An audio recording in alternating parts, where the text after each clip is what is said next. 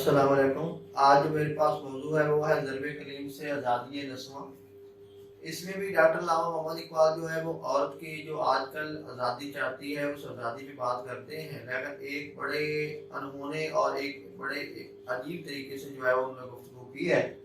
वो कहते हैं कि इस बहस का कुछ फैसला मैं कर नहीं सकता, वो खूब समझता हूँ ये जहर है वो कंत। वो कहते हैं कि इस बात का जो फैसला है और ये जो हमारे यहाँ जो बात चली हुई है कि औरत को आज़ादी होनी चाहिए या नहीं होनी चाहिए या किस दर्जे में होनी चाहिए, कहता है इसका मैं कुछ फैसला तो नहीं कर सकता, लेकिन इतना कहता है कि खूब समझता हूँ कि जो पर्दा है औरत के लिए वो उसके लिए गुलकांत की हैसियत रखता है, वो उसके लिए कंद है, मिठास ही मिठास है। और जो बेपर्दगी है और जो यूरोप की तहजीब की तकलीद है वो औरत के लिए जो है वो जहर है, बल्कि जहर कातिल है। और जो पर्दा है वो उस जहर का तरियाक है, उस जहर का इलाज है।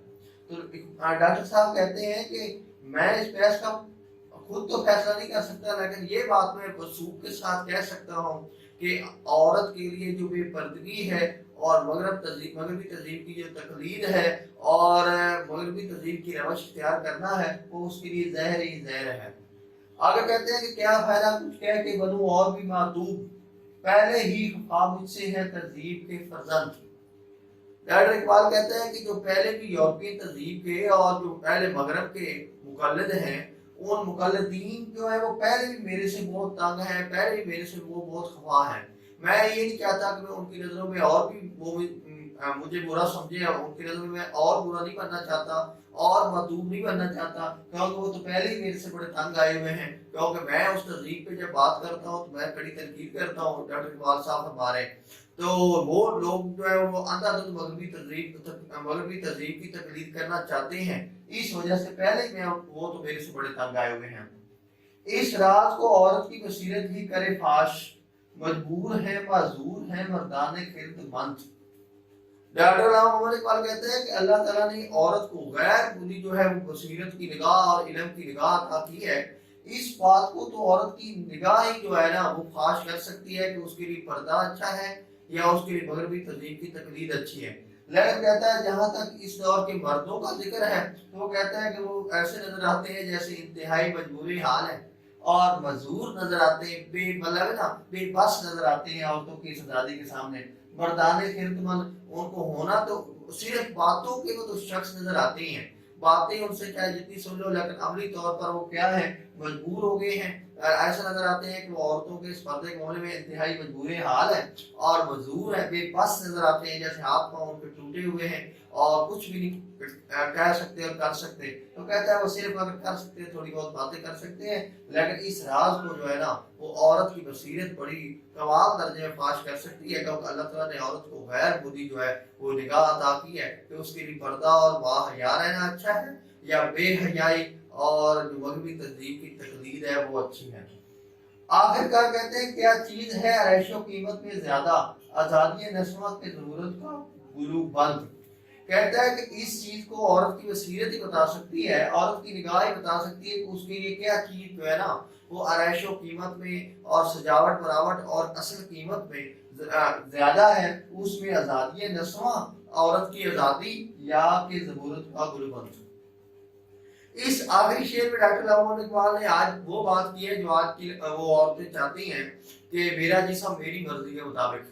वो कहता है कि मैं ये पूछना चाहता हूँ आज की मतलब औरत ही इस बात को बता सकती है, इस राज को फाश कर सकती है कि क्या चीज ज्यादा है उसके लिए कीमत में, आजादी नस्वां औरत की आजादी मेरा जिस्म मेरी मर्जी या कि औरत के लिए ज़रूरत का गुलबंद। पुराने वक्त में या अब भी गांव की औरतें जो है जब फौतगी वगैरह होती है या कहीं उनको जाना होता है तो एक बड़े साइज की और एक बड़ी जो चादर है सफेद रंग की वो अपने ऊपर ओढ़ लेती हैं, उसको गुलबंद कहा जाता है। तो कहा जाता है, डॉक्टर साहब कह रहे हैं कि उसके लिए आजादी नस्वां ज्यादा अहम है, आजादी ज्यादा अच्छी है, या कि वो जो बड़ी चादर है वो ओढ़ लेना है और शर्मो हया के साथ चलना है वो ज्यादा अच्छा है। इसमें जो लफ्ज़ है गुलूबंद वो इंतहाई मुज़य्यन किया है डॉक्टर साहब ने। इसके मैंने पहले इस्तिलाही मानी बयान किया है, इसके लुग़वी 3 मानी है। पहला इसका मानी होता है पर्दा, تو ڈاکٹر صاحب کہہ رہے ہیں کہ آزادی نسواں زیادہ اہم ہے یا کہ پردہ جو ہے وہ زیادہ اہم ہے. دوسرا اس گلوبند کا معنی قید کے بھی ہوتا ہے. تو وہ کیونکہ جو آزادی نسواں چاہنے والی عورتیں ہوتی ہیں وہ پردے کو قید سمجھتی ہیں، تو وہ کہتا ہے کہ یہ جو اتنی پیاری قید ہے یہ زیادہ اچھی ہے کہ آزادی نسواں اچھی ہے. تیسری چیز ہوتی زمرد کا گلوبند، وہ چیز ہوتی جو ایک خامد جو ہے، جو ایک شوہر جو ہے وہ اس کو جہیز کے طور پر جہیز میں دیتا ہے، تو اس کو بھی گلوبند کہا جاتا ہے. تو ڈاکٹر صاحب کہتے ہیں کہ اس میں عورت کو آزادی نسواں ذرا اہم ہے کہ وہ اپنے خامد کے تابع رہ کے اور خامد کے لیے زندگی اگر گھر میں رہ کے گزارے وہ زیادہ اچھی ہے کہ اس کے لیے آزادی نسواں اچھی ہے. اس کا فیصلہ کہتا ہے عورت کی بصیرت ہی کر سکتی ہے. تو یہ تین معنی اس کے وہ ہیں، اور اصطلاحی معنی میرے نزدیک وہی استعمال ہوا ہے کہ وہ جو بڑی چادر عورتیں اوڑھ دیتی تھی وہ زیادہ اچھی ہے کہ آزادی نسواں اچھی ہے. اس کے بارے میں جو میری رائے ہے وہ یہ ہے کہ ڈاکٹر علامہ محمد اقبال نے رموز بے خودی کے اندر فرمایا تھا کہ بات بڑی کمال درجے کی وہاں سید النساء حضرت فاطمہ الزہرا رضی اللہ عنہا کے بارے میں انہوں نے نظم لکھی ہے، اور اس میں فرماتے ہیں کہ سیرت فرزندہا از امہات، سیرت فرزندہا از امہات، جور صدق و صفا از امہات. ڈاکٹر صاحب بیان کرتے ہیں کہ جو فرزند پیدا ہوتے ہیں نا، جو فرزند کے اندر عادات و خصائل آتے ہیں اور جو فرزند کے اندر جوہر آتے ہیں، جو ان کی سیرت بنتی ہے وہ سیرت ماؤں سے آتی ہے. سیرت فرزندہا از امہات، جو فرزند کی جو بچوں کی سیرت آتی ہے وہ ماں کی طرف سے آتی ہے. اگر ماں باحیا ہوگی، ماں پڑھنے والی ہوگی، ماں صبح اٹھ کے قرآن پڑھتی ہوگی تو بچوں کے اندر بھی وہ سیرت جو ہے وہ اسی طرح رونما ہو جائے گی. اگر ماں صبح اٹھ کے سٹیٹس دیکھتی ہوگی، واٹس ایپ پہ سٹیٹس لگاتی ہوگی اور فخر سے بتاتی ہوگی کہ آج اتنے لوگوں نے مجھے لائک بھیجا ہے تو فیس بک پہ اور واٹس ایپ پہ اور ان چیزوں پہ، تو بچے بھی اس سے جو پیدا ہوں گے وہ کوئی ولی نہیں پیدا ہوں گے، وہ بچے بھی جو ہے وہ ڈرامے بنانے والے اور ایکٹر اور واٹس ایپ پہ سٹیٹس لگانے والے اور وہ ٹک ٹاک بنانے والی لڑکیاں اور لڑکے پیدا ہوں گے. اس کے اندر سے بھی کوئی کام کا بچہ اور کوئی مذہب اسلام کی صحیح درد رکھنے والا اور مذہب اسلام کی صحیح راہ پہ چلنے والا اور خودی والا اور حق کے ساتھ کھڑا ہونے والا بچہ نہیں پیدا ہو سکتا ایسی ماں سے. آگے اقبال کہتا ہے کہ صدق و صفا، جو صدق و صفا جو سچائی اور حق کے ساتھ کھڑے ہونے کی صفت ہوتی ہے، یہ جوہر بھی ماؤں کی طرف سے جو ہے وہ رونما ہوتا ہے. ڈاکٹر علامہ محمد اقبال نے ارمغان حجاز کے فارسی والے حصے میں آج کی عورتوں کو جو وہ کہہ رہے ہیں نا کہ میں اس بحث کا فیصلہ نہیں کرنا چاہتا، انہوں نے وہاں فیصلہ کچھ بات کر دی ہے ارمغان حجاز کے فارسی حصے میں. وہاں جا کے وہ کہتے ہیں فطرت تو جذبہ ہا دارد بلند، فطرت تو جذبہ ہا دارد بلند، چشم ہوش از اسوائے زارہ پابند. کہتے ہیں کہ اے مسلمان کی بیٹی، اے مسلمان کی بہنوں اور اے مسلمان کی ماؤں، آپ کے ہاں آپ نے بڑے بڑے جو رجال ہیں وہ جنم دیے ہیں. اگر خواجہ قطب الدین ایبک پیدا ہوئے ہیں تو وہ بھی آپ کے ہاں سے پیدا ہوئے ہیں. اگر خواجہ معین الدین چشتی اجمیری پیدا ہوئے ہیں تو وہ بھی آپ کے ہاں پیدا ہوئے ہیں. اگر داتا گنج بخش علی اجمیری پیدا ہوئے ہیں تو وہ بھی آپ نے پیدا کیے ہیں. اگر سلطان صلاح الدین ایوبی پیدا کیا ہے تو وہ بھی آپ نے پیدا کیا ہے. اگر طارق بن زیاد پیدا کیا ہے تو وہ بھی آپ نے پیدا کیا ہے. اگر یوسف اشفتین پیدا کیا ہے تو وہ بھی آپ نے پیدا کیا ہے. آپ کو ایک بار کہتا ہے کہ فطرت تو جذبہ دارت بلند، اللہ تعالیٰ نے آپ کا مقام فطرتی طور پر بہت بلند رکھا ہے، لیکن آپ کو کرنا کیا ہے؟